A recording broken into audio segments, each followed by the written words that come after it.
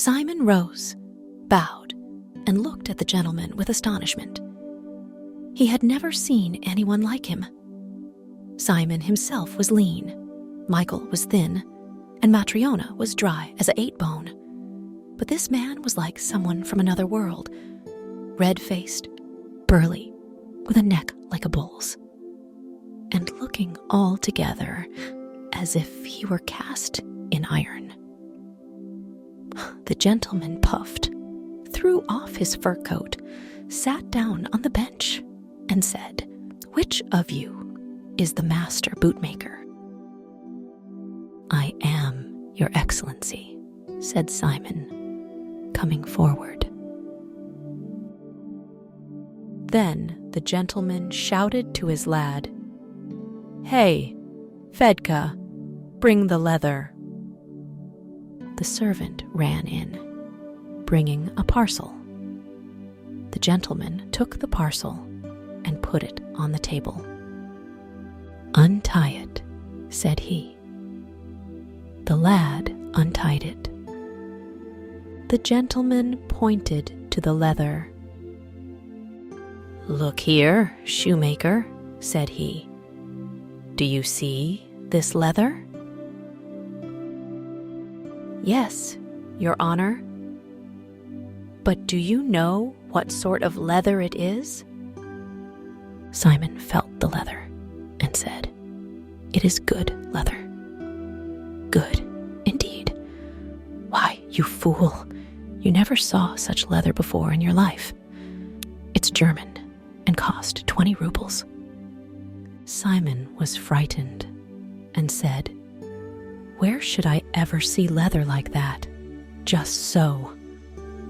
Now, can you make it into boots for me?" "Yes, Your Excellency, I can." Then the gentleman shouted at him, "You can you? Well, remember whom you are to make them for, and what the leather is. You must make me boots that will wear for a year, neither losing shape nor coming unsewn. If you can do it, take the leather and cut it up. But if you can't, say so. I warn you now, if your boots become unsewn or lose shape within a year, I will have you put in prison. If they don't burst or lose shape for a year, I will pay you 10 rubles for your work." Simon was frightened and did not know what to say. He glanced at Michael and, nudging him with his elbow, whispered, "Shall I take the work?" Michael nodded his head as if to say, "Yes, take it." Simon did as Michael advised and undertook to make boots that would not lose shape or split for a whole year. Calling his servant, the gentleman told him to pull the boot off his left leg, which he stretched out. "Take my measure," said he.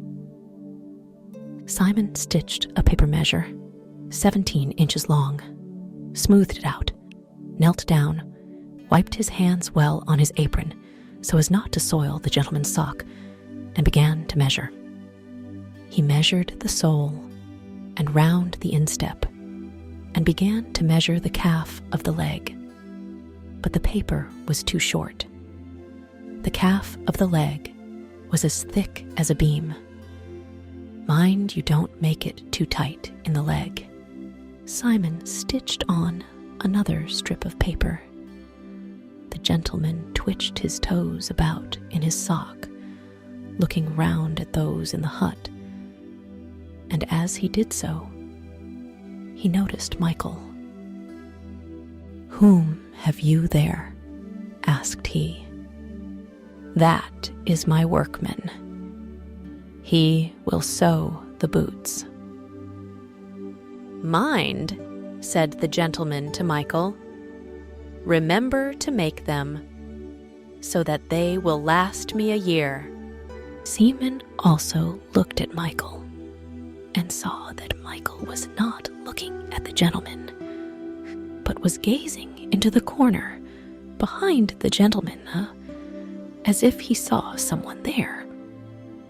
Michael looked, and suddenly he smiled, and his face became brighter. "What are you grinning at, you fool?" thundered the gentleman. "You had better look to it that the boots are ready in time." "They shall be ready in good time," said Michael. "Mind, it is so," said the gentleman, and he put on his boots and his fur coat, wrapped the ladder round him, and went to the door. But he forgot to stoop and struck his head against the lintel. He swore and rubbed his head. Then he took his seat in the carriage and drove away. When he had gone, Simon said, "There's a figure of a man for you. You could not kill him with a mallet. He almost knocked out the lintel, but a little harm it did him." And Matryona said, "Living as he does, how should he not grow strong? Death itself can't touch such a rock as that." Then Simon said to Michael, "Well, we have taken the work, but we must see we don't get into trouble over it. The leather is dear, and the gentleman hot-tempered. We must make no mistakes. Come, your eye is truer, and your hands have become nimbler than mine. So you take this measure and cut out the boots. I will finish off the sewing of the vamps." Michael did as he was told. He took the leather, spread it out on the table, folded it in two, took a knife, and began to cut out. Matryona came and watched him cutting, and was surprised to see how he was doing it. Matryona was accustomed to seeing boots made, and she looked and saw that Michael was not cutting the leather for boots, but was cutting it round.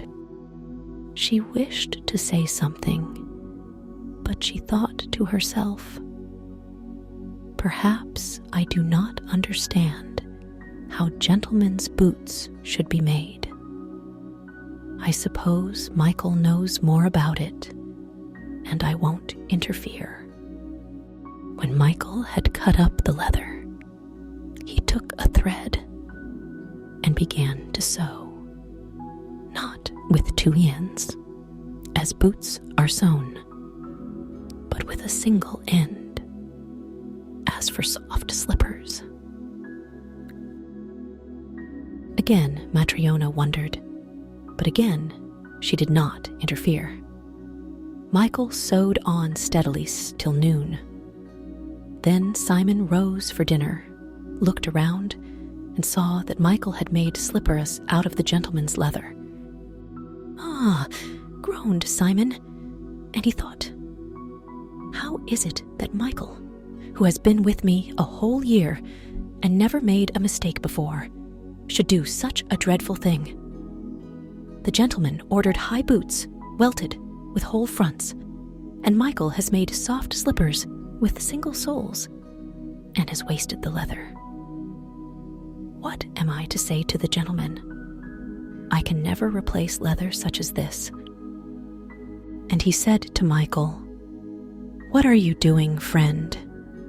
You have ruined me. You know the gentleman ordered high boots, but see what you have made." Hardly had he begun to rebuke Michael, when rat-tat went the iron ring that hung at the door. Someone was knocking. They looked out of the window. A man had come on horseback and was fastening his horse. They opened the door, and the servant, who had been with the gentleman, came in. "Good day," said he. "Good day," replied Simon. "What can we do for you?" "My mistress has sent me about the boots." "What about the boots?" "Why, my master no longer needs them. He is dead." "Is it possible?" "He did not live to get home after leaving you, but died in the carriage.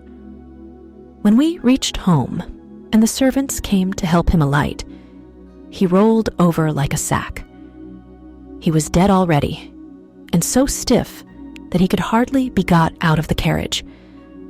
My mistress sent me here saying, 'Tell the bootmaker that the gentleman who ordered boots of him and left the leather for them no longer needs the boots, but that he must quickly make soft slippers for the corpse. Wait till they are ready and bring them back with you.' That is why I have come." Michael gathered up the remnants of the leather, rolled them up, took the soft slippers he had made, slapped them together, wiped them down with his apron, and handed them and the roll of leather to the servant, who took them and said, "Goodbye, masters, and good day to you."